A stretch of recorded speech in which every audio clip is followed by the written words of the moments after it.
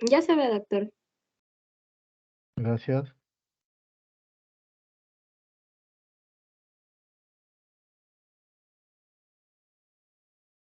Bien, muy buenas tardes, señores alumnos de la Facultad de Medicina. El día de hoy vamos a dar inicio a la clase teórica correspondiente a lo que es patología de cuerpo uterino.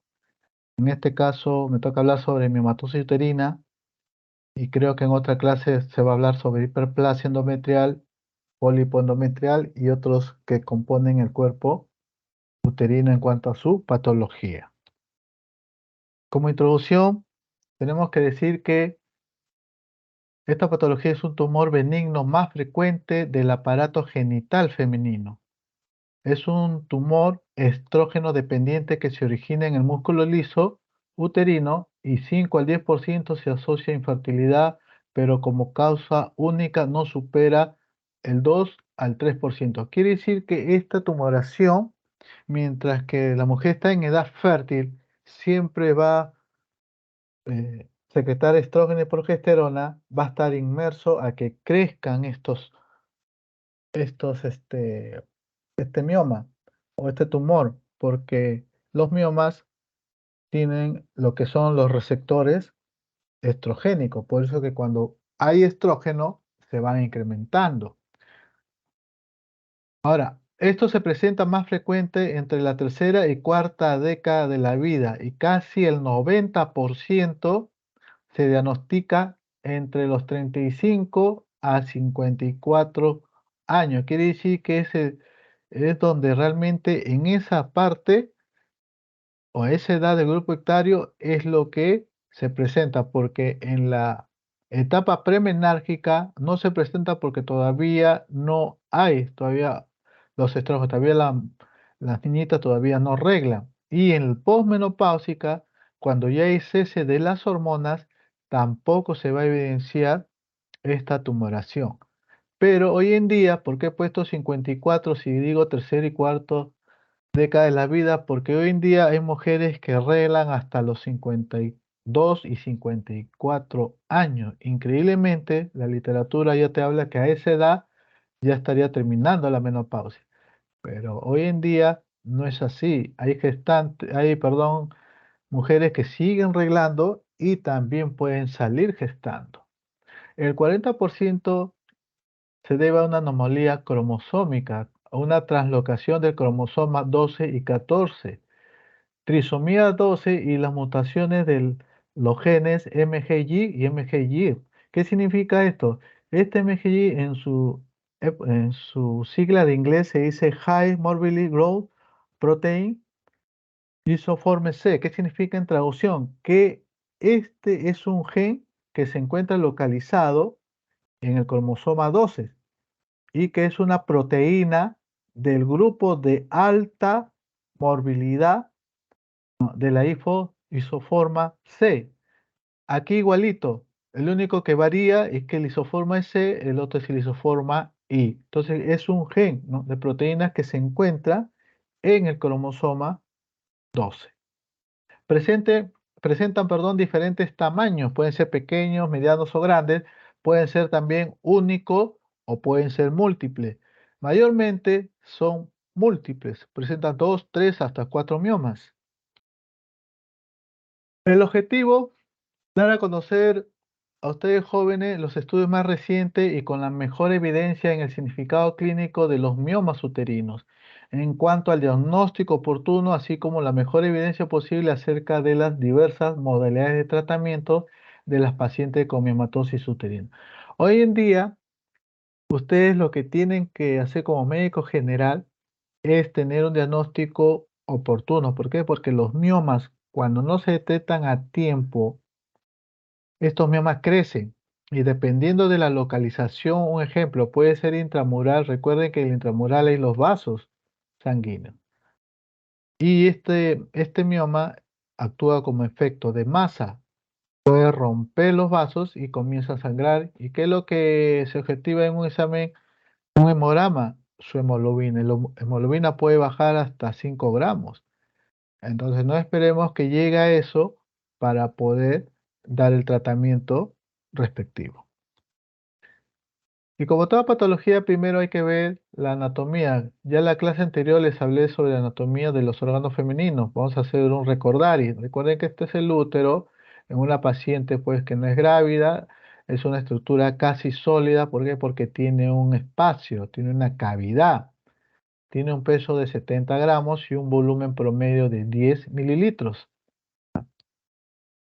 Sus partes tenemos aquí lo que es el fondo uterino, el cuerpo uterino, o también se le llaman el segmento superior, ahí es donde se encuentra la mayor cantidad de musculatura lisa, por ello está la miocina, y que tiene la gran capacidad contráctil cuando hay una contracción en trabajo de parto. Luego tenemos lo que es acá el istmo o el segmento inferior. Istmo en una paciente que no está gestando, una paciente no grávida, ese istmo mide 1 centímetro. ¿Cuándo se vuelve segmento inferior? Cuando ocurre gestación, el útero va creciendo y ese istmo se convierte en segmento inferior, teniendo una medida de 3 centímetros. Y es una sola adelgazada y escasa capacidad para contraer. Luego viene lo que es el cuello, que posee una nula capacidad de contracción. Por eso que cuando empiezan las contracciones va a ceder el cuello y va a borrar y va a dilatar en trabajo de parto. ¿Cuáles son las capas del útero? Ya ustedes lo conocen, son tres que va de adentro hacia afuera o de afuera hacia adentro, como quieran ustedes. La parte de afuera es el perimetrio, que está lleno, compuesto por capas serosas, es la capa externa. Luego tenemos lo que es la capa media o muscular, que es el miometrio. Y luego tenemos lo que es la capa interna o mucosa, que es el endometrio. El endometrio tiene dos partes. El endometrio basal que se encuentra adherido o se encuentra en vecindad con el miometrio y el endometrio funcional que está relacionado a la cavidad uterina o cavidad endometrial. Este endometrio funcional, como su nombre indica, funciona cuando hay lo que es exposición a estrógeno y progesterona, porque aquí tienen receptores de estrógeno y progesterona. Al tener receptores de estrógeno y progesterona, el endometrio se engruesa en la fase proliferativa cuando estamos en el ciclo endometrial en una menstruación. ¿Y qué hace la progesterona? Lo adelgaza. Ese adelgazamiento es el desprendimiento del endometrio funcional que se viene lo que es en menstruación. Y recuerden que las capas del útero tienen una histología. Si vemos en la parte casi externa, está compuesto por serosa. En la capa media, que es propio muscular, tenemos tres tipos de capas. Una capa externa que está en relación a la serosa de la capa externa del útero y una capa interna o profunda que está en relación al endometrio basal. Estas dos capas, superior o inferior, está compuesto protegido o por músculo longitudinal de fases longitudinal, mientras que la capa media del músculo miometrio, sus fibras son circulares. Dicho eso, entonces tenemos que decir qué cosa es un mioma uterino o llamado también miomatosis uterina. Los miomas son tumores benignos, como pueden ver ustedes en la imagen. Son benignos, constituidos principalmente por fibras musculares lisas, sobre todo del miometrio, y que contienen además tejido conjuntivo como elemento de sostén. La denominación más correcta es la leiomioma o leiomiomatosis, pero esa denominación lo tiene que hacer el patólogo cuando uno lleva esta muestra del mioma y él te dice que es un leiomioma, pero nosotros lo conocemos con nombres como miomatosis uterina. Las pacientes lo toman como nombre de fibroma o fibromatosis, otros que le llaman fibroide, otros que juntan la fibro con el mioma, fibromioma. Son epónimos o sinónimos que van con esta definición. pero recuerde que es una tumoración de origen benigno constituido por fibras musculares lisas. La epidemiología, la prevalencia aumenta con la edad y se ven en 20 al 50% de todas las mujeres, sobre todo las pacientes que están iniciando, o sea, la premenarquia. Por eso que le he puesto acá 2X, la premenarquia y posmenopausia. La premenarquia porque todavía no hay exposición, la paciente todavía no regla. Y la posmenopausia cuando ya cesó. Entonces, ¿qué queda? Lo que es la mujer en edad fértil. Es la que está más propenso a desarrollar mioma uterino. La causa de etiología se deben a 4 grupos. El primero, por un factor iniciador. El responsable de la transformación de la fibra miometrial normal es tumoral. Esto es desconocido, pero también en recientes publicaciones han demostrado que hay alteraciones genéticas en el cromosoma X, que todavía están en estudio, pero se están diciendo.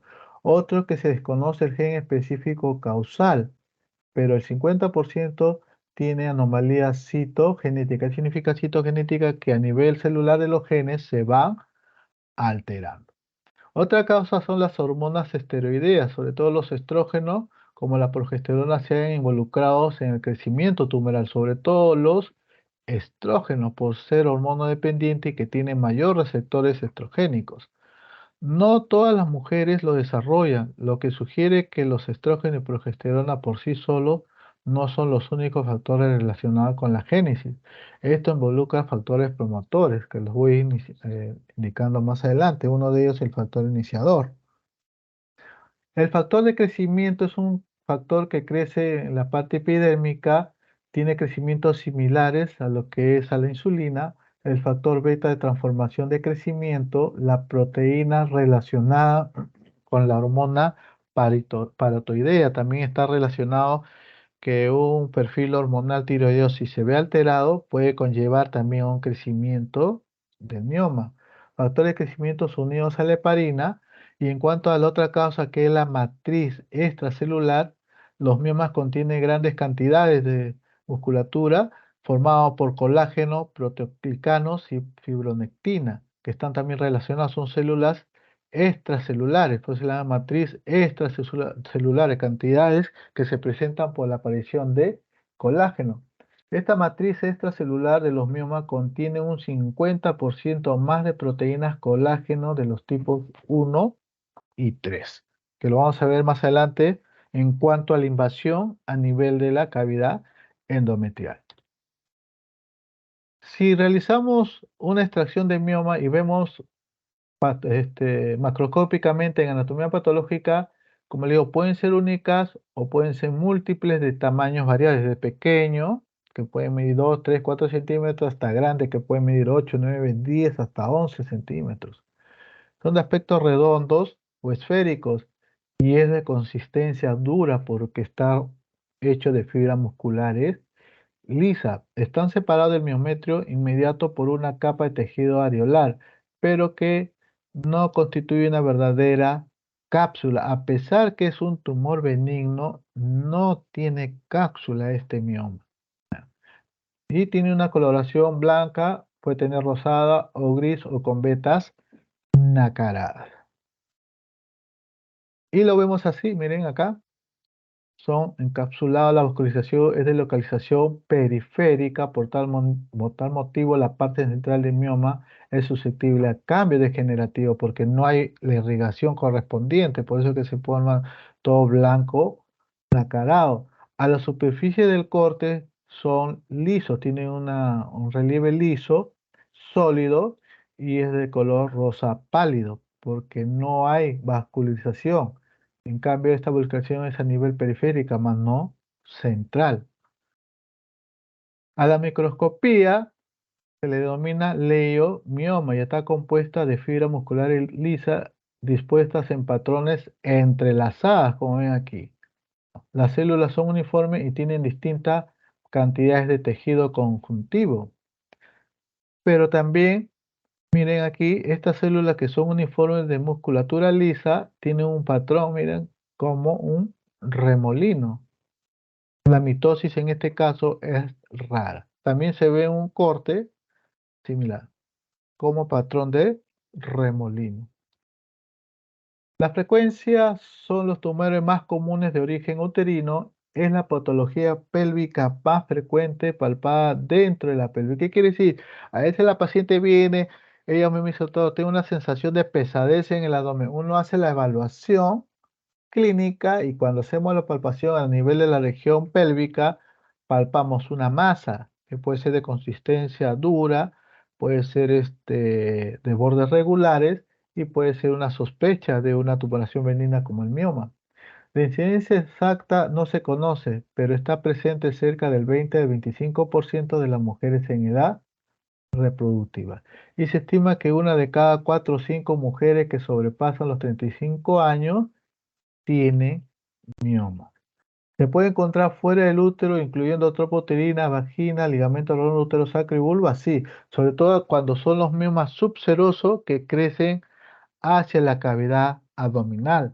Otros que se presentan a nivel de la vagina, no, puede ser también un mioma abortado. ¿Qué significa? Cuando un mioma submucoso que tiene un pedículo, ¿qué es un pedículo? Es como la unión del endometrio con el mioma, se protruye a nivel del conducto endocervical y cuando uno evalúa, a nivel del óseo sale una masa redonda, dura, a eso se le puede llamar mioma abortado porque está expulsando hacia el exterior. Más frecuente de útero y el tracto genital incluso es la neoplasia que aparece con mayor frecuencia en la especie humana. Según la edad, raro antes de los 20 años. Rarísimo porque recién se está a disposición de los estrógenos y progesterona. Hay casos, a mí no me ha llegado, pero se describe en la literatura que se puede haber detectado mediante la pubertad y eso se debe a una alteración cromosómica, como ya les comuniqué antes. El 90% de los casos, como les digo, es de 35 a 54 años. Ahora, tiene más frecuencia en mujeres nulípadas o infértiles. ¿Por qué? Cuando una mujer está gestando, por lo menos 9 meses y puede tener uno, dos o tres, esas mujeres que ya tienen hijos son multíparas, actúa como un factor protector porque ya no están expuestos a los estrógenos y progesterona que mensualmente la mujer regla, porque hay un corto periodo de descanso de exposición de estrógeno por la presencia de la gestación. Cuando una mujer no regla, perdón, cuando una mujer no ha tenido hijos, es nulípara, sigue exposición a al endometrio, a la musculatura lisa, a los estrógenos y la progesterona, y eso hace que sea un factor de riesgo para que pueda también desarrollar los miomas. Entonces, pacientes que nunca han tenido hijos son nulíparas, hay que hacerle su evaluación correspondiente porque puede presentar miomas desde más chiquito, de pequeño, hasta más grande. Factores de riesgo, mayor incidencia 35-45, o sea, dentro de la tercera y cuarta década de la vida, nuliparidad, como les estoy diciendo, obesidad y sobrepeso. ¿Por qué? Porque el efecto estrogénico es sostenido. Cuando una paciente es obesa, esa grasa se puede convertir en estrógeno. Es un efecto estrogénico. También ayuda a que sea un factor de riesgo para desarrollar estos miomas. Condiciones que aumentan exposición a estrógeno durante la edad reproductiva: menarca temprana y menopausia tardía. ¿Qué quiere decir? Si una menarca o menarca también se le dice temprana, que puede salir entre 9 años, y una menopausia tardía que se le suspende la regla a los 50 años, por decir, ¿cuántos son el riesgo? 41 años de exposición. Pero aquellos que tienen una menarquia tardía, que es por decir a los 14 años, y tiene una menopausia precoz que es 40, son 26 años de exposición, a diferencia del otro que tiene cerca de 41. Entonces, cuando menos exposición tenga, si es una menarquia tardía y menopausia precoz, es una protección para no desarrollar el mioma. Pero si la menarquia es temprana y la menopausia es tardía, sí tiene mayor exposición y es un factor de riesgo para desarrollar mioma. Tumores ováricos también está relacionado porque son productores de estrógeno. Recuerden que los ovarios cuando hay tumoración son productores de estrógeno, infesta de alta dosis y por tiempos prolongados de hormonas orales. La clasificación que siempre se debe de los miomas está relacionado en tres grandes grupos.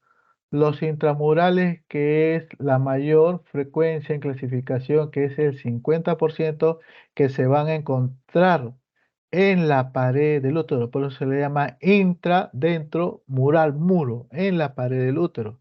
Luego vienen los miomas submucosos, que estos están proyectados hacia la cavidad endometrial que tiene un porcentaje del 5%, crecen hacia el interior de la cavidad endometrial. Y los subserosos, que también es un porcentaje alto, que va a crecer por encima, que es esto, por fuera del útero, está dado por un 45%. Estos miomas subserosos, ¿por qué le llaman subserosos? Porque están debajo de la serosa. Estos miomas cuando crecen, van a tener varios tipos de complicación, que va a ser como efecto compresor, uno, se puede estos miomas subserosos torcer y ocasionar dolor. Entonces, hay que tener mucho cuidado en cuanto a este tipo de mioma. Ahora, esto se va a localizar los miomas intramurales a nivel, pues, de la pared del útero, entre el miometrio. Ahí se van a localizar, pueden ser únicos, pueden ser varios. Y es la variedad, como le digo, más frecuente, el 50%. Cuando son de gran tamaño, producen deformidad ostensible del útero. ¿Qué significa? Que cuando crecen, van a alterar la línea endometrial. Cuando crecen de manera abrupta, la línea endometrial, que en una ecografía se ve así, una línea, se va a alterar y se va a poner distorsionado así de esa manera. Distorsiona también la línea endometrial. Por eso que se llama una deformidad ostensible del útero y a la vez el útero pues se convierten en bordes irregulares o también heterogéneos. Los miomas submucosos, ¿no?, están localizados por debajo del endometrio, ¿no?, en la cavidad uterina y se puede pedicular e incluso salir a través del orificio cervical interno, el conducto endocervical hacia el orificio cervical externo. Cuando este mioma submucoso viene por aquí, por el canal endocervical, a eso se le llama, como le digo, lo que son mioma abortado. De base amplia, distorsionando la luz uterina según su desarrollo. Si este útero va creciendo, este es su base ancha crece y distorsiona lo que es la línea endometrial. Y esto también hace que cuando sea el huevo cigoto, viene por la trompa, está este mioma y no lo deja adherirse. No lo deja adherirse y al no adherirse choca, el huevo cigoto no sabe dónde adherirse y se va perdiendo como aborto. Luego, estos miomas submucosos en la cavidad endometrial pueden deformar y pueden ser de tipo pediculado, quiere decir que acá hay un tallo en el fondo de la cavidad, un tallo como forma de pedículo que actúa como sostén. Y si esta masa de amplia base, si esto vence, se puede pasar dos cosas, quedarse arriba en el fondo o puede también protruir, como le digo, dentro de la cavidad dentro de la cavidad o dentro del conducto endocervical, formando lo que es el mioma abortado. Y cuando tenga así uno, no se le ocurra, tiene un mioma, uy, qué bueno, lo voy a jalar. No, porque puede, como le digo, tener su pedículo, jalan todo, rompen el pedículo y la paciente se viene ensangrar. Esto hay que hacerlo siempre en sala de operaciones por vía histeroscópica, que lo voy a explicar más adelante. Según la clasificación de Wastenker en 1993, estos miomas submucosos se clasificaron en 3 tipos. El tipo 0, cuando el mioma, que está acá, está situado en su totalidad en la cavidad uterina, dado por una base de sesile o puede estar pediculado. Este es un mioma tipo 0. No invade la pared uterina. No, solamente están dentro de la cavidad endometrial. Esta es la del tipo 0. La del tipo 1 tiene una extensión. Aparte de la cavidad endometrial, tiene una extensión menor del 50% del total. Como ven acá. Mira, ya está entrando a la pared intramural del mioma. Esta es la de tipo 1. Y la de tipo 2, este mioma tiene ya su extensión en la pared intramural, mayor del 50%. Ya, estos son los 3 tipos de mioma submucoso según Wasteke en 1993. Y tenemos lo que son los miomas subserosos que nacen por debajo de la cubierta peritoneal, o sea que es la serosa del peritoneo, y protruye la cavidad endometrial. Si cae un órgano, puede protruir. Si está el riñón, puede producir una hidronefrosis. Tienden a ser pediculados también, alcanzando mayor volumen. Cuando son mayor volumen, pueden también desarrollar alguna sintomatología por compresión. Son lesiones móviles que se confunden con tumoraciones ováricas. A veces uno hace la palpación, puede que sea dos cosas, un mioma subseroso o puede ser también una patología, una tumoración a nivel ovárico, tanto derecha e izquierda. Entonces tenemos que hacer el descarte respectivo para ese tipo de patología. Y como también, igual que el anterior de los miomas submucosos, también esto pueden ser de sésiles y pueden ser pediculados. Cuando más de la mitad del volumen mioma se encuentra en el espesor del miometrio y el resto sobresale la superficie uterina, se llama sesiles. Cuando la totalidad del mioma es independiente del útero y solo un pedículo adelgazado le sirve de soporte, ¿no? Por ejemplo, acá este es un mioma sésil, porque prácticamente ha invadido la parte miometrio. Y si fuera pediculado, tuviera una especie de un pedículo que lo sostiene. Este tipo de miomas pueden desarrollar una emergencia ginecológica porque se puede torcer. Ahora, la clasificación de miomas según la FIGO, que no lo quería poner, pero veo que los chicos han revisado, más que todo esto ya para residentes, ¿no? Pero también les he puesto, aquí vean el dibujito, ¿no? Lo que le digo, mioma submucoso tipo 0, que tiene su pedículo y está dentro de la cavidad endometrial. El 1, cuando está llegando menos del 50% del intramural. El tipo 2, cuando llega mayor del 50%, perdón, intramural. Menor de 50, 1, mayor de 50, la cavidad intramural, tipo 2. El tipo 3, cuando este mioma se localiza netamente en la pared del útero, o sea, intramural, que no tiene contacto con el endometrio funcional, pero sí puede tener contacto con el endometrio basal. Recuerden que acá el endometrio son de dos formas, la basal, que se encuentra adherido o en vecindad con el miometrio, y la funcional. La 4, cuando está netamente intramural. Netamente intramural.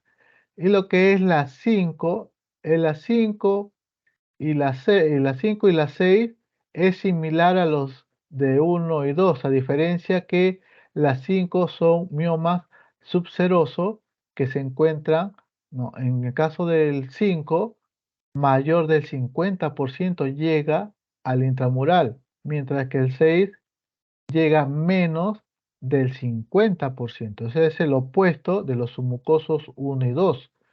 Cuando es 7, es un mioma fuera del útero con un pedículo similar al del tipo 0. 7, el número 7, que es un mioma con pedículos subceros. ¿Ya? Y hay otras clasificaciones que solamente se nombran cuando estos están en el ligamento redondo y en el ligamento ancho. Y hay otros que son 2 o 5 que se coloca acá según la FIGO, que son cifras que la primera se precisa con la relación del endometrio y la otra en relación a la cero. O sea, tiene un comportamiento submucoso y un comportamiento subseroso. Estos son según la clasificación, según la FIGO.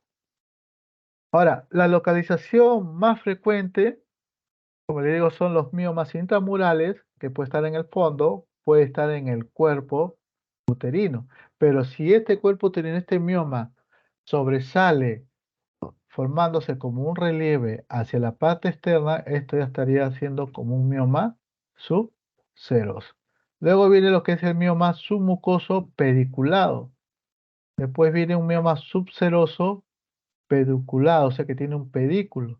Y los miomas submucosos que se encuentra a nivel del istmo, cerca al cuello, y que si esto sigue avanzando puede ir abortando. Este mioma submucoso, como le dije a los chicos de la clase práctica, se puede confundir con un pólipo. ¿Ya? ¿Qué cosa es un pólipo? Es una zona donde el endometrio funcional no hay receptores de progesterona. Por ejemplo, todo este endometrio hay receptores de estrógeno y progesterona. Si hay estrógeno y no hay progesterona, va a salir como una especie, vamos a suponer el caso así como esta imagen de acá. Ese es un pólipo, ¿ya? Porque no hay receptores de progesterona para que pueda contrarrestar la exposición de estrógeno. Mientras que el mioma no, el mioma es una tumoración benigna que protruye. Entonces, ¿cómo lo diferencio? En la consistencia. El mioma es duro porque tiene musculatura lisa. El pólipo es blando porque está compuesto de tejido endometrial. Al pólipo también se le llama hiperplasia focal. ¿Y a qué se le llama hiperplasia endometrial? Cuando todo el endometrio funcional carece de receptores de progesterona. Entonces, esto se va ensanchando, se va engrosando, ¿ya? Y puede dar patología.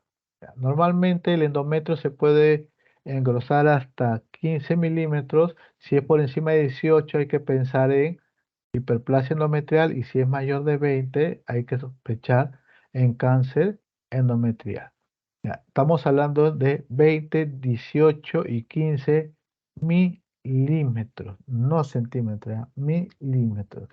Y en una mujer posmenopáusica, el endometrio máximo que debe tener es de 4,5 milímetros. Anteriormente se contabilizaba 5, pero según los últimos estudios es 4,5. Paciente posmenopausia que tiene un endometrio engrosado mayor de 4,5, tenga 5, 6 o 7, esa paciente tiene que ser candidata a biopsia endometrial. ¿Ah? En cuanto a localización y frecuencia, a nivel del cuerpo tenemos los subserosos, sesiles y pediculados cerca de un 20%. Los intramurales siguen siendo lo mayor frecuente, el 75%. Los submucosos, sesiles y pediculados, 5%. A nivel del cuello, cuando son sesiles o pediculados, es baja de 0,5%. Los cambios degenerativos de estos miomas son de gran variedad de fenómenos degenerativos. Algunos tienen significado clínico, pero la mayoría son hallazgos patológico. Quiere decir que el patólogo me dice qué tipo de generación es este mioma. Y aquí les he traído, ¿no? Son 10: degeneración hialina, quística, trófica, calcárea, séptica, cuando hay una infección y supuración de aspecto carnoso, mixomatoso, sarcomatoso, grasosos y necrosis. O sea, hay 10 variedades de generación en cuanto al mioma, hablando por anatomía patológica, porque yo no puedo saber si este mioma que han visto ustedes puede ser de generación quística o atrófica. Eso me lo determina el patólogo, porque todas las muestras o toda la pieza quirúrgica que se le llama, se le manda a hacer estudio de patología. ¿Ya? El resultado de patología es lo que nos dice el diagnóstico definitivo. Nosotros hacemos diagnóstico presuntivo. Como le dije a los chicos en la práctica, Siempre cuando hay un endometrio, a veces en una ecografía me ponen hiperplasia endometrial. La ecografía no da diagnóstico de hiperplasia endometrial. Se tiene que colocar endometrio engrosado y descartar hiperplasia endometrial. Porque a veces hay resultados de ecografía, la paciente viene asustada, todo, mire, tengo hiperplasia endometrial. Y yo a veces digo, ¿cómo? ¿Qué? Tan rápido le han hecho su biopsia, todo, y veo, y me trae una ecografía. Entonces, para descartar hiperplasia endometrial, hay que hacer biopsia de endometrio siempre y cuando estén aumentados de grosor fuera de la normalidad. Y aquí les he traído pues algunos para que sepan qué tipo de degeneración. Por ejemplo, la hialina es el tipo más común que se presenta en casi todos los miomas y esto ocasiona por sobrecrecimiento de elementos fibrosos, el cual lleva la hialinización sobre estos sitios, por eso que le llaman hialina. Quística porque produce una licuefacción de las áreas hialinas y se desarrollan cavidades que contienen líquido, pues se llaman quística porque el quiste son como bolsas de agua. En este sentido, hay miomas que por tener la licuefacción hay un desarrollo o apertura de cavidad y por consiguiente acúmulo de líquido. La degeneración atrófica sucede a la posmenopausia o después del embarazo. Quiere decir que si uno encuentra un mioma en una posmenopáusica, puede ser de 1 o 2 centímetros, ese mioma como no está expuesto, se va a atrofiar, no va a crecer. Raro que crezca siempre y cuando la paciente se coloque terapia de reemplazo hormonal, que es a base de estrógeno, que eso a veces se pone en la posmenopáusica para liberar los bochornos menopáusicos. ¿Qué es un bochorno? Es una sensación de calor que va de arriba hacia abajo y es molestoso para la paciente. Degeneración calcárea frecuente en posmenopausia en mioma subseroso causado por obstrucción circulatoria que provoca precipitación y depósito de sales, carbonato y fosfato de calcio. Al producirse esta obstrucción del torrente sanguíneo, va a producir esto, lo que estoy mencionando, por eso que le llaman calcárea, que viene de calcio.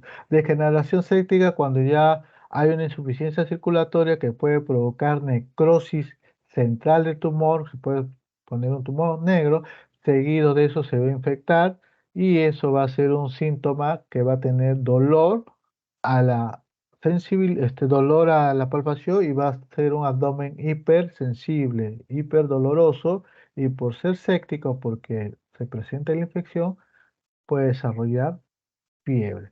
Por lo general es secundario a un foco séptico genital o extragenital.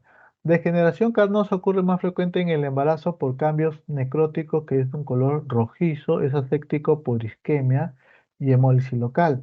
La degeneración misomatosa se deposita grasa, en particular en los elementos musculares que sigue la degeneración hialina y quística.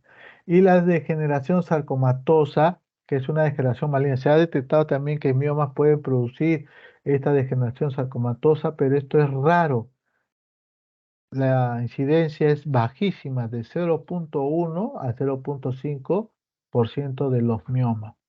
Puede encontrarse, puede, pero es rarísimo.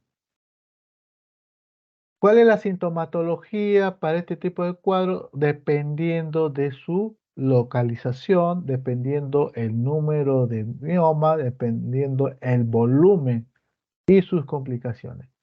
La mayoría de ellos pueden ser asintomáticos, casi el 50%, y el otro 50% son síntomas más frecuentes, que son, primero, el sangrado. Si son intramurales y su mucoso van a sangrar, porque hay efecto de masa a nivel de los vasos. Dolor si de repente es un mioma úseroso y está pediculado. Y compresión porque el volumen del mioma es tan grande que puede comprimir estructuras adyacentes. Primer signo que es el sangrado, ¿no? Es el síntoma más común que viene la paciente. A veces la paciente viene sangrado por emergencia, uno le hace una ecografía, detecta un mioma de 8 o 10 centímetros y el útero también crece con el mioma, llega a 11 12 centímetros y le toma un hemograma, su hemoglobina baja de 7 a 6 o hasta 5 gramos. Entonces, ¿qué se hace con esta paciente? Se hospitaliza, se le hace todo el requerimiento para lo que es su transfusión, todo para que pueda llegar al menos a 9 10, hablar con el anestesiólogo para decir para entrar a operar y se opera inmediatamente para que no vuelva la paciente con estos síntomas, ¿no? Entonces ocurre lo que es el sangrado y el sangrado fue ese tipo de menorragia porque el sangrado es entre periodos irregulares. Como le dije, va a producir lo que es anemia por pérdida o deficiencia de hierro. El dolor, no, los miomas sin complicaciones jamás te va a producir un dolor. Por ejemplo, un intramural que te mide 2 3 centímetros no te va a producir dolor. Pero si es un mioma que es grande, sí va a producir dolor. Y si está torcido mediante el pedículo, te va a producir un dolor. Y el dolor puede ser progresivo, hasta te puede hacer un dolor tipo signos peritoneales. Puedes tener ya ah, criterios para una emergencia para entrar. Ya, entonces, otro tipo de dolor también es durante el coito, durante el acto sexual. El dolor también se puede irradiar hacia la región lumbar y el dolor es más intenso cuando hay menstruación. Paciente que tiene dolor a la menstruación, hay que pensar que puede ser un mioma intramural, ¿ya? Intramural. El otro es por compresión. Sucede cuando los miomas son grandísimos, son grandes, dando la sensación que estuvieras gestando, no sea una sensación que estás con una pesadez pélvica. Y esto se debe a que hay compresiones en los órganos vecinos. Por ejemplo, hay sensación de llenura y ganas de orinar frecuentemente porque está estimulando los esfínteres de la vejiga y te va a producir lo que es la poliaquiuria. Pero también puede producir retención urinaria porque puede obstruir la salida de la orina en la vejiga. A nivel de recto va a producir la constipación o estreñimiento porque puede comprimir lo que es el recto y no va a ser fácil la evacuación, por eso que hay dificultad para defecar. A nivel del uréter, la presión es asintomática, pero puede conllevar, como dije anteriormente, a una hidronefrosis porque va a comprimir el nefrón la pelvis renal en el uréter y no va a producir pues el vaciamiento de la orina y al obstruirse, ¿qué pasa? Se va a ver una hidronefrosis e hidroureter también. ¿Y cuál es el efecto del mioma sobre el embarazo? Miren aquí, en la primera mitad del embarazo, ¿qué va a producir? Aborto tardío. Porque, por ejemplo, si acá hay un mioma, aquí, y viene el huevo cigoto, choca este mioma y se pierde porque no tiene dónde anidarse. Entonces puede producir aborto tardío. En la segunda mitad del embarazo, ¿qué puede producir? Restricción de crecimiento intrauterino, o sea, no impide que el útero se desarrolle junto con el crecimiento del feto. También hay distosia de presentación porque puede obstruir el canal del parto. Toda paciente que tenga miomas así en esta característica puede darse chance vaginal, sí se puede, pero no es lo recomendable. Lo recomendable es por vía alta, o sea, vía cesárea. En el parto y puerperio puede haber una inercia uterina que no tiene la capacidad de involución. Y al no tener la capacidad de involución, ¿qué significa involución? Que el útero tiene que volver a su estado normal. Si hay una presencia de mioma, no va a poder contraerse y por ende va a haber, los vasos van a estar dilatados y va a producirse lo que es la hemorragia. ¿Hay aumento de riesgo de infección puerperal? Sí, hay un riesgo de infección, porque recuerde, porque el mioma puede estar séptico. El diagnóstico, primero clínico, un examen pélvico bimanual. ¿Qué significa eso? Hacer el tacto vaginal. Por ejemplo, los miomas submucosos podemos detectar un útero crecido, pero todavía es simétrico. Los miomas subserosos se encuentran separados. Uno hace un tacto vaginal y hace la palpación a nivel de la superficie uterina y ven que hay una conexión con otra masa mediante el pedículo. Otro que los miomas cervicales pueden estar dentro del orificio cervical. Entonces uno hace tacto, toca, es una tumoración dura, no puede ser un mioma que está protruyendo a nivel del cuello uterino. Y aquí tenemos un fluxograma, síntomas sospechosos de mioma, menorragia, dolor y signos de compresión. Exploración física, palpación bimanual y luego de eso se pide una ecografía. Si la ecografía me confirma lo positivo, diagnóstico de mioma. Si la ecografía me sale negativo, no me dice nada, tengo que seguir estudiando. Viene de una resonancia magnética, biopsia o histeroscopía. Y otras causas también podemos ver una tumoración de ovario que también puede simular un mioma subseroso.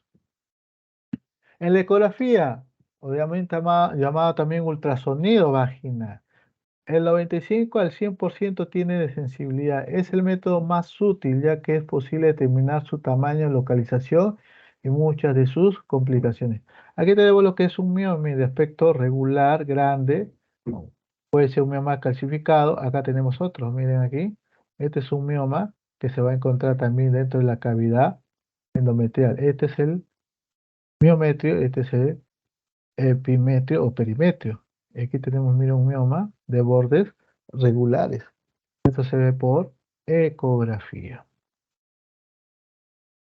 Otro tipo de diagnóstico y a su vez tratamiento es la histeroscopía. Esta histeroscopía por vía vaginal entramos con una lente, con un histeroscopio y visualizamos, miren aquí, un mioma submucoso que protruye todo, protruye, no, que ocupa la cavidad endometrial y este es un mioma pediculado, miren acá.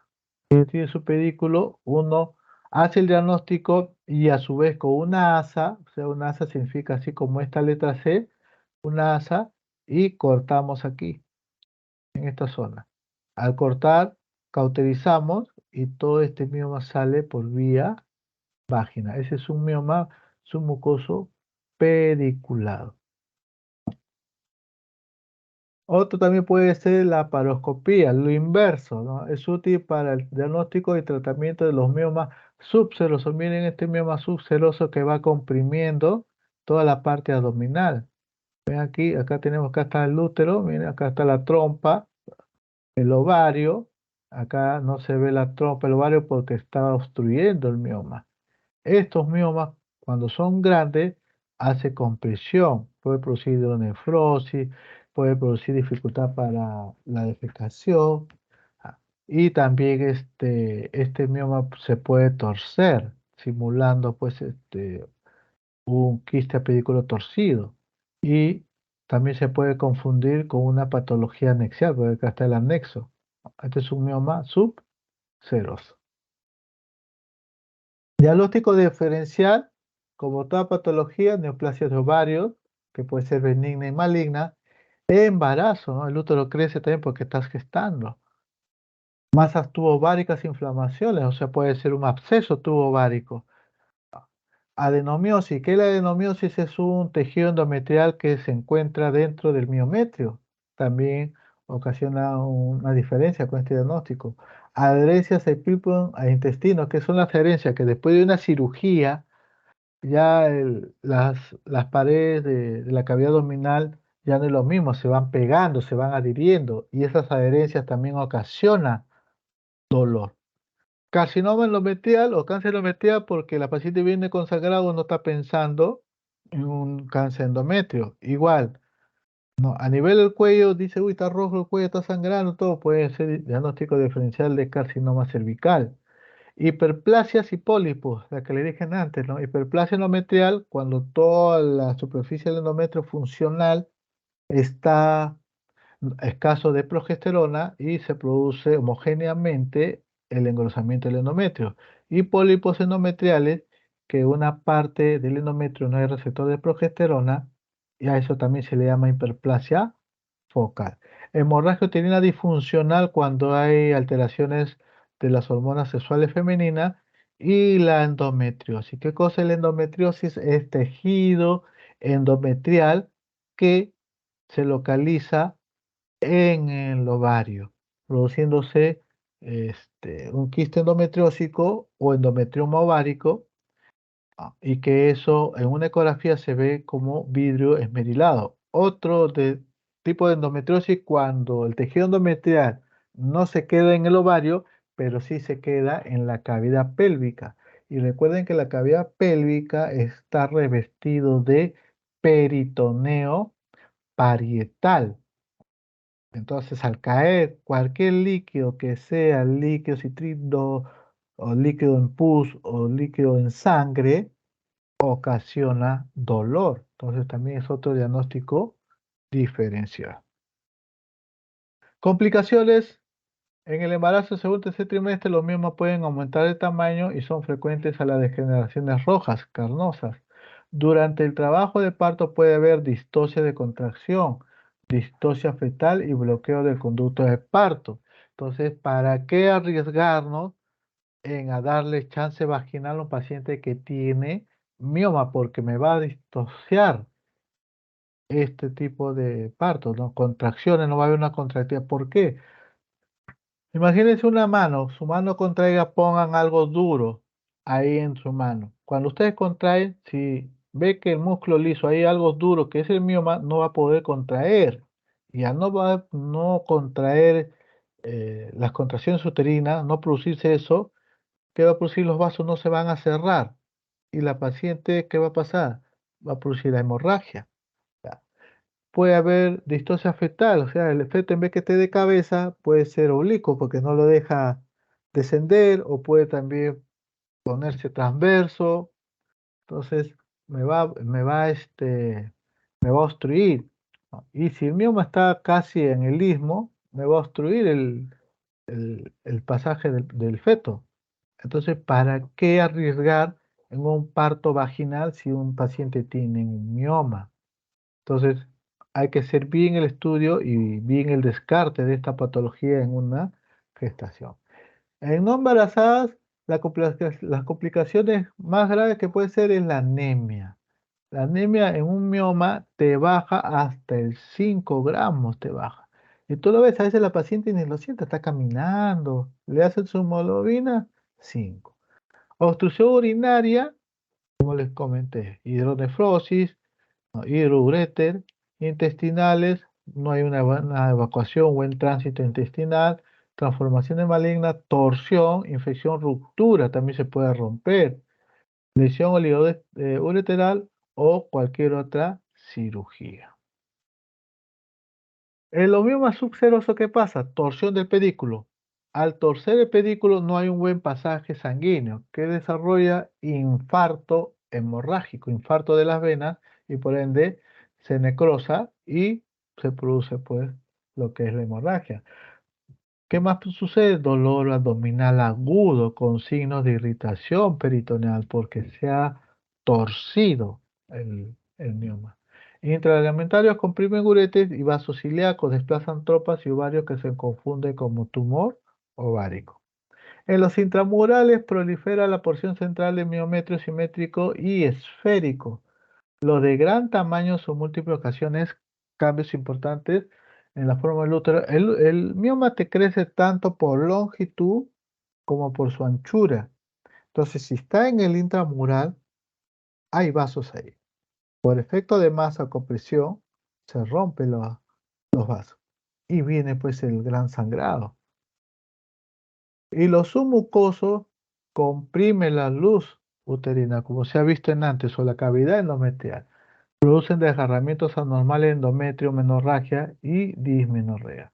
Los signos y síntomas están en función a su tamaño y localización o situación anatómica.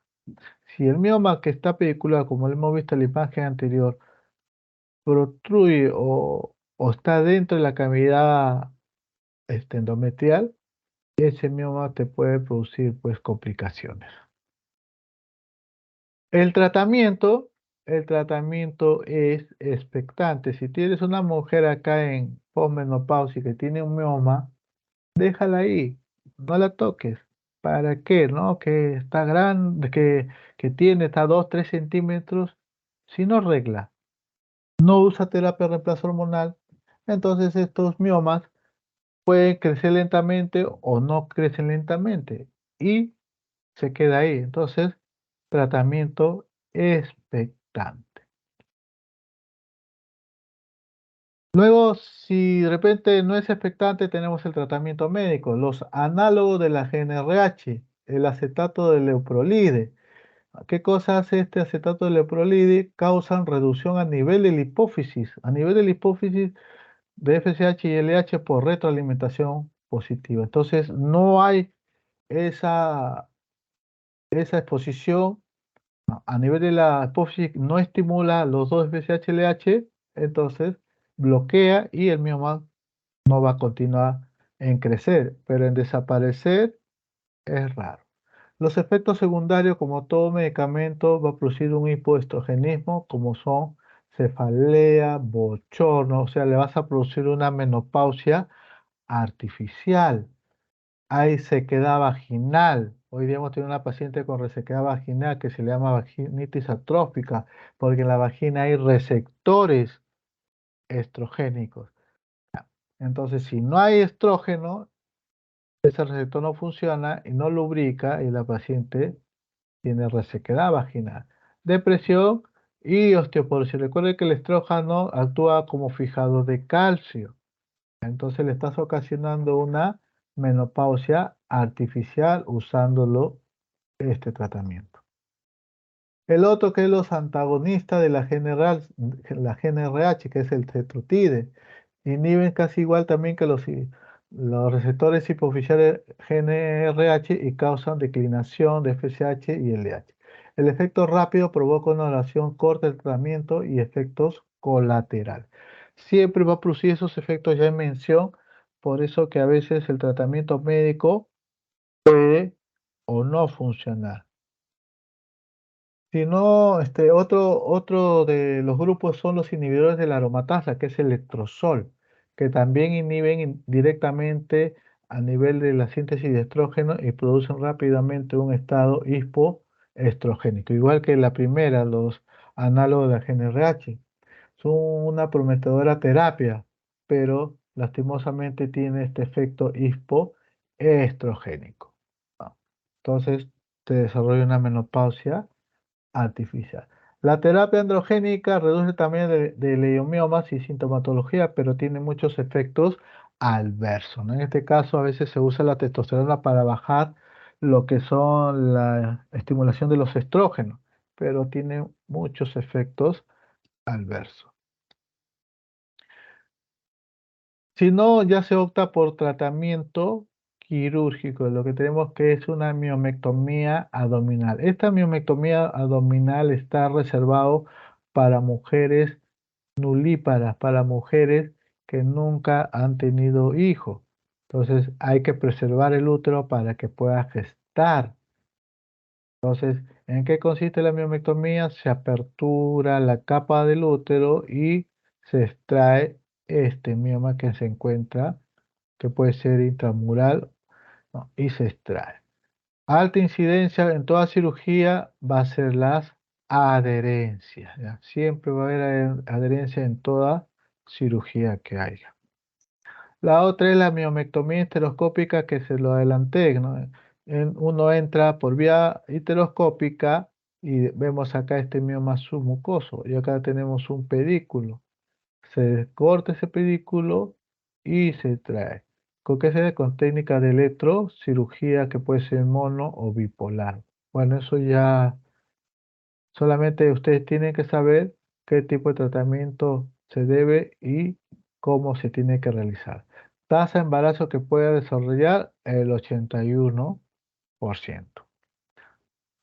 Luego viene lo que es otro tipo de tratamiento, la miomectomía laparoscópica, ¿no? Que se coloca tres, tres pinzas, una a nivel de la región subumbilical, o sea, debajo del ombligo, se hace un pequeño corte de 2-3 centímetros y de la fosa ilíaca derecha e izquierda también para uno, el que está proyectando la cámara se encuentra en la región subumbilical y aquí este es en la fosa ilíaca izquierda y aquí en la fosa ilíaca derecha y uno va entrando para sacar el mioma. Esto te produce menos adherencia.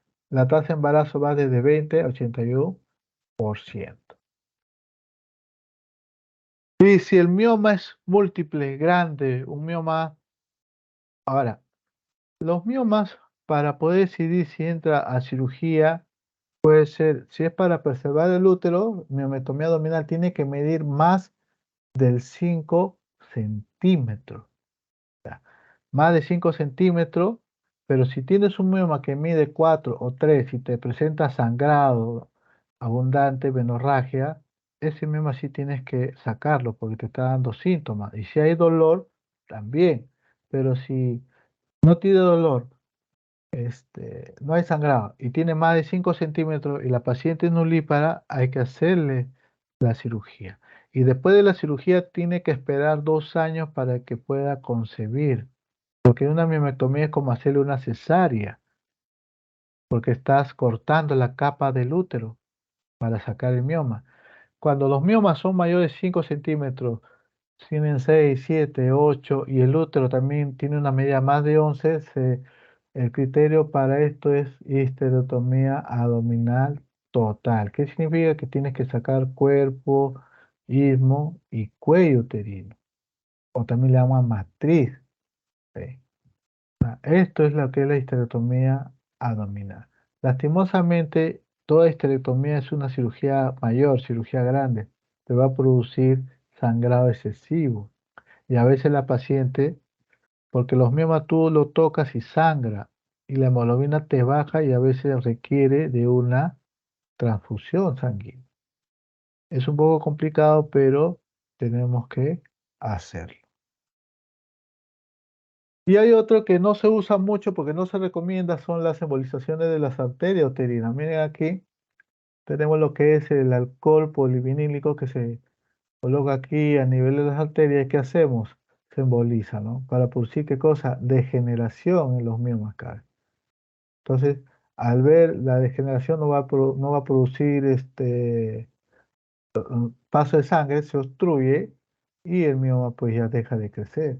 Es doloroso, pero como es algo invasivo, te puede producir infecciones pélvicas. Entonces, actualmente no se recomienda para mujeres que deseen conservar o mejorar su fertilidad. No se hace, no se recomienda, pero les traigo como tema. Ahora, para un mejor tratamiento hay que considerar algunos aspectos.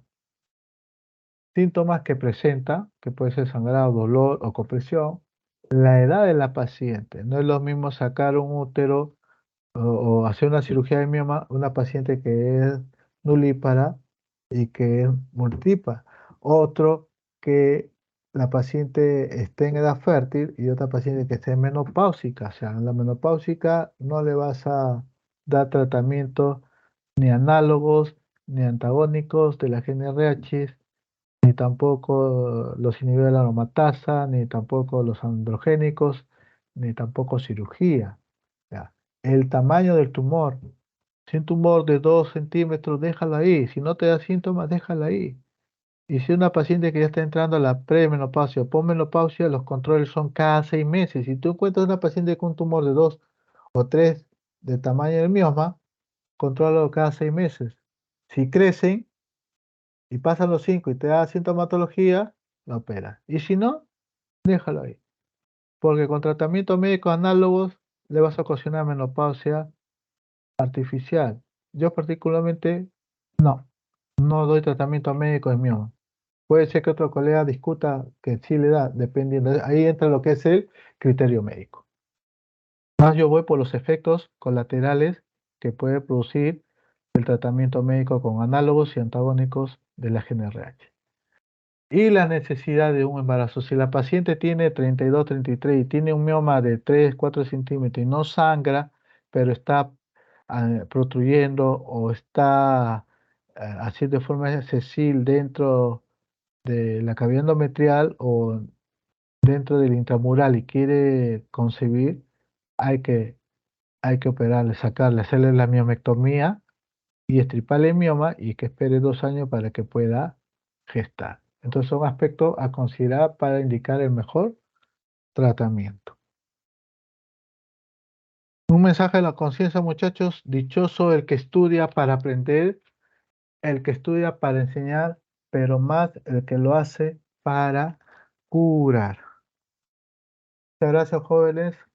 Eso es todo. No sé si tiene alguna pregunta.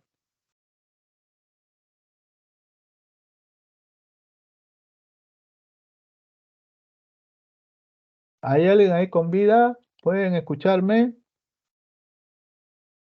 Sí, doctor, sí se le escucha. ¿Sí se escucha? Sí, Doctor, sí, ¿Alguna pregunta? ¿Todo claro? ¿Todo Movistar? ¿O todo claro? doctor, ¿O todo Entel? Doctor, bueno, ¿se me escucha? A ver, Antis, a ver, dime. En la clasificación de la FIGU había uno que decía 2.5, doctor. Ese criterio no lo entendí bien porque creo que decía como mixto o algo así. Entonces, ¿podría explicar un poquito más? Ah, el de 2,5, ya. El 2,5 significa que es una masa que está en relación con el endometrio y con la serosa. Con el endometrio y la serosa. ¿Qué quiere decir? Que esa masa, aparte que está dentro de del miometrio, está protruyiendo hacia el endometrio, haciendo la deformidad de la línea endometrial, y está haciendo un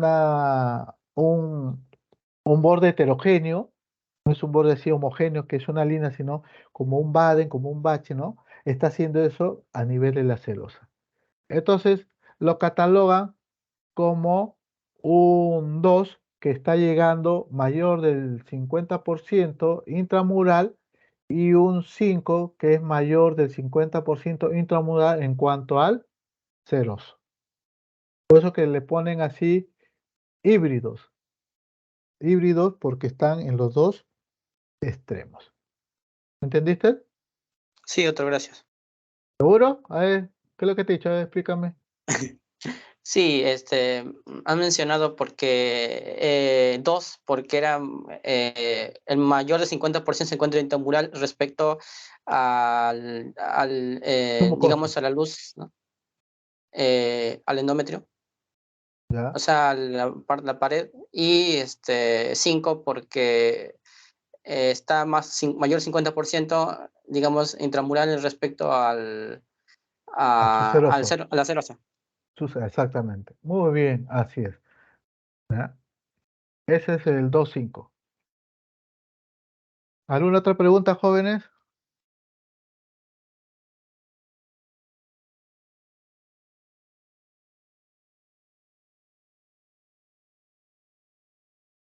¿Alguna pregunta?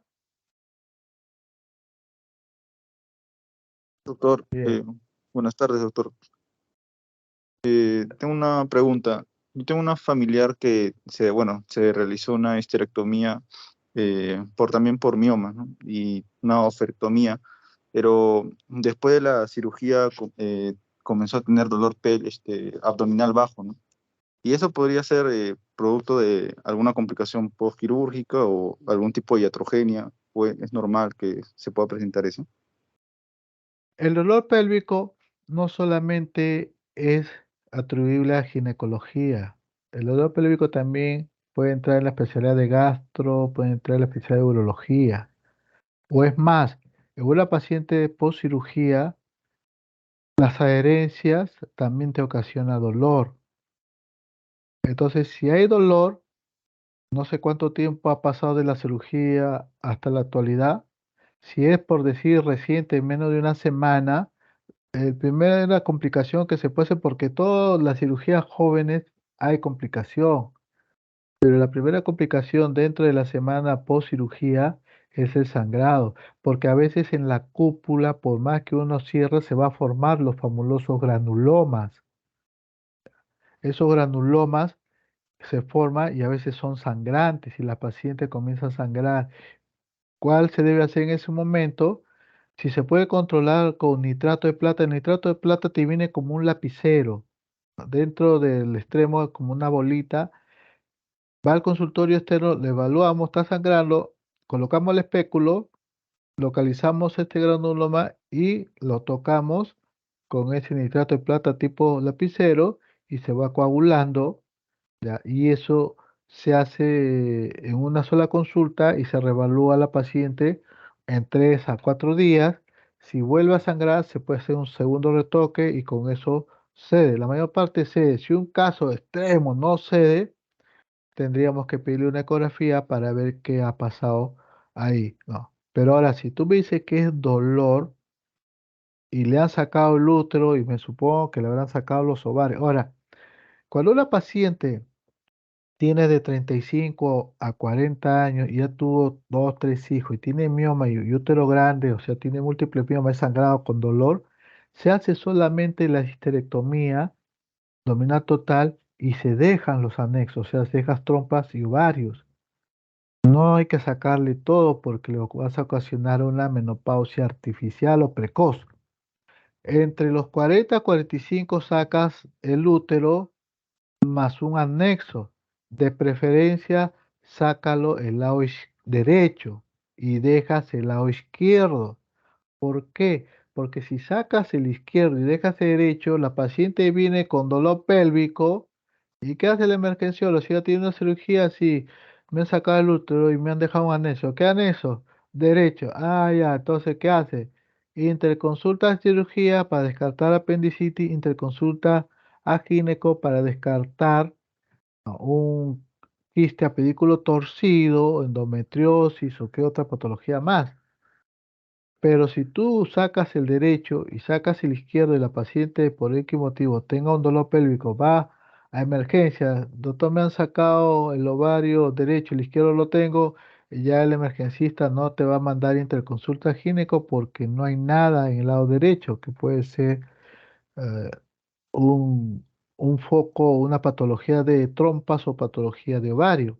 Cuando son por encima de 45 ya es criterio de sacarle todo, porque si tú le dejas uno, porque si a partir de 45 se supone que inicia la menopausia, si tú le dejas uno, mañana más tarde ese anexo que tú has dejado un ovario puede que se desarrolle una tumoración benigna o maligna, vas a tener que volverlo a abrir. Entonces, no sé qué edad tenía tu familia, cuánto tiempo está, pero siempre hay que revisarlo. ¿Entendiste, Seikachi? Sí, doctor. Muchas gracias. ¿Alguna otra pregunta?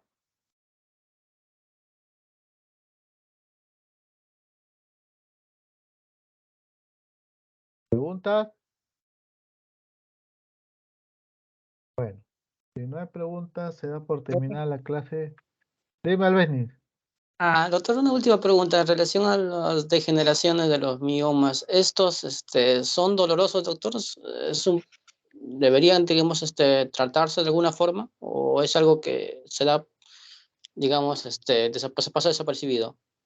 No, las degeneraciones que recién nombraba los 10, que son la hialínica, quística, atrófica y calcárea, todo eso, eso te da el patólogo. Son hallazgos de patología. Tú llevas el mioma, tú no sabes si este mioma puede ser hialínico, atrófico o todo. El mioma que te duele es cuando de repente el mioma está submucoso, perdón, subseroso y está pediculado y se tuerce. Te puede ocasionar dolor o por efecto de masa. Otro que de repente hay un dolor intramural y hay sangrado porque revienta los vasos y viste sangrar también hay dolor. Pero eso de las degeneraciones no tiene nada que ver porque si tienes un mioma hialínico y un mioma séptico, o sea, ¿cuál es la diferencia? Nada, porque es el tamaño que te va a producir la sintomatología. ¿Ya? Ya, doctor. ¿Alguna otra pregunta?